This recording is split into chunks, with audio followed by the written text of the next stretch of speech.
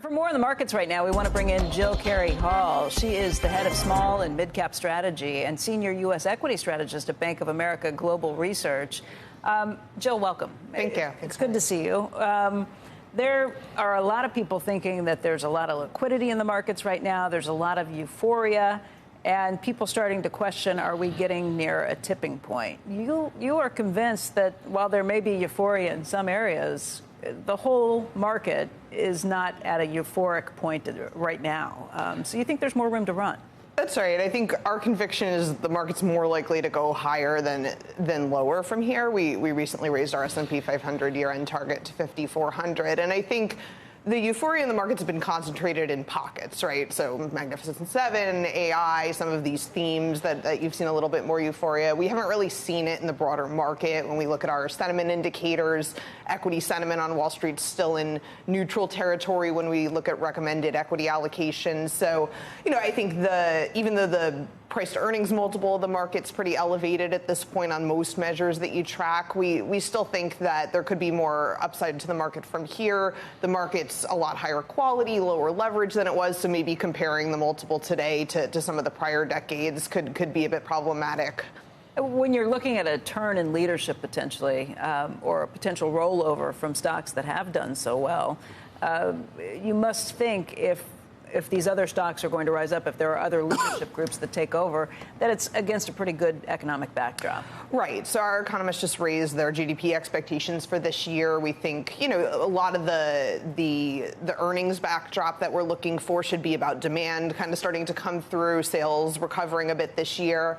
We recently raised our earnings forecast. I think you're seeing a manufacturing recovery when you look at a lot of the leading indicators of the ISM manufacturing gauge. So, we do think the market could broaden out, and when you talk about the pockets of the market that you've seen euphoria, conversely, when you look at areas just like cyclicals and high beta stocks, fund managers have still been underweight a lot of those areas, so they haven't been positioned for this cyclical recovery. They were positioned much more defensively after everyone was looking for recession this year. Which is why you like value over growth this year? We do like value over growth. I mean, I think the profit cycle tends to be one of the best indicators there. When profits are inflecting, growth is becoming more abundant within the market. You don't need to pay up for expensive growth stocks.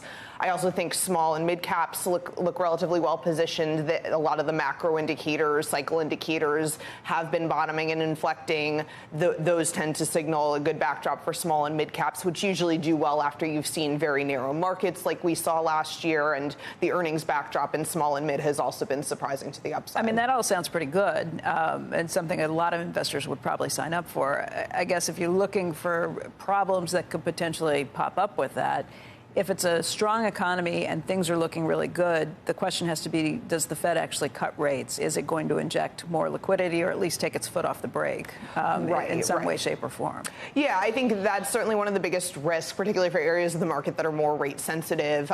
Small and mid caps still have about 40% of their debt that's short-term or floating rate. So I think if our house expectations are correct and we start to see rate cuts this year beginning in June, which is our economist expectation, we still think it's a supportive backdrop, but if inflation stays very elevated or goes higher and those rate cuts get taken out, that certainly becomes a riskier backdrop for some of the parts of the market that are more sensitive. Which means the producer price index numbers, the data that we're getting at 8:30, are pretty important this morning, because last month, we've already seen an elevated CPI, consumer prices.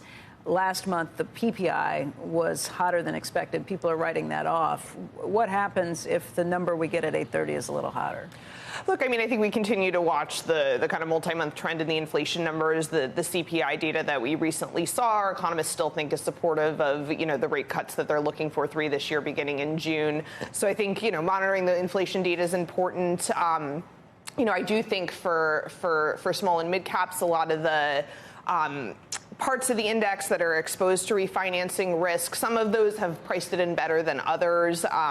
But I think there are still parts of small and mid caps that look attractive. I think just having screens for, stocks that have high leverage, refinancing risk, and excluding those from one's portfolio and focusing on some of the higher quality stocks, a lot of the cyclical sectors sensitive to the economic pickup could be the areas that make sense to focus on. And we think it'll be a good year for stock picking over passive.